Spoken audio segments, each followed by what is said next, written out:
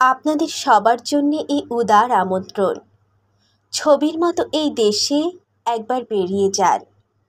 অবশ্য উল্লেখযোগ্য তেমন কোনো মনোহরী স্পট আমাদের নেই, কিন্তু তাতে কিছু আসে যায় না। আপনাদের স্ফীত সঞ্চয় থেকে উপচে পড়া ডলার, মার্ক কিংবা স্টার্লিংয়ের বিনিময়ে যা পাবেন, ডালাস, মেমফিস অথবা ক্যালিফোর্নিয়া তার তুলনায় শিশুতোষ। আসুন, ছবির মতো এই দেশে বেরিয়ে যান। রঙের এমন ব্যবহার, বিষয়ের এমন তীব্রতা আপনি কোনো শিল্পীর কাজে পাবেন না। বস্তুত শিল্প মানেই নকল নয় কি? অথচ দেখুন, এই বিশাল ছবির জন্য ব্যবহৃত সব উপকরণ অকৃত্রিম।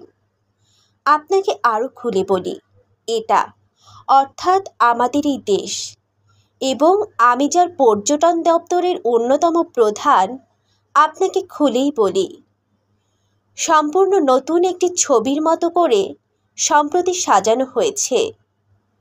খাঁটি আর্য বংশোদ্ভূত শিল্পীর কঠোর তত্ত্বাবধানে ৩০ লক্ষ কারিগর দীর্ঘ ৯টি মাস দিন রাত পরিশ্রম করে বানিয়েছে এই ছবি। এখনো অনেক জায়গায় রং কাঁচা, কিন্তু কি আশ্চর্য গাঢ় দেখেছেন?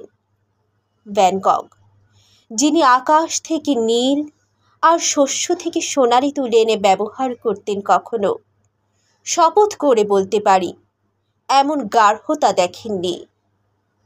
আর দেখুন, এই যে নরবুন্ডের ক্রমাগত ব্যবহার, ওর ভেতরে একটা গভীর সাজেশন আছে।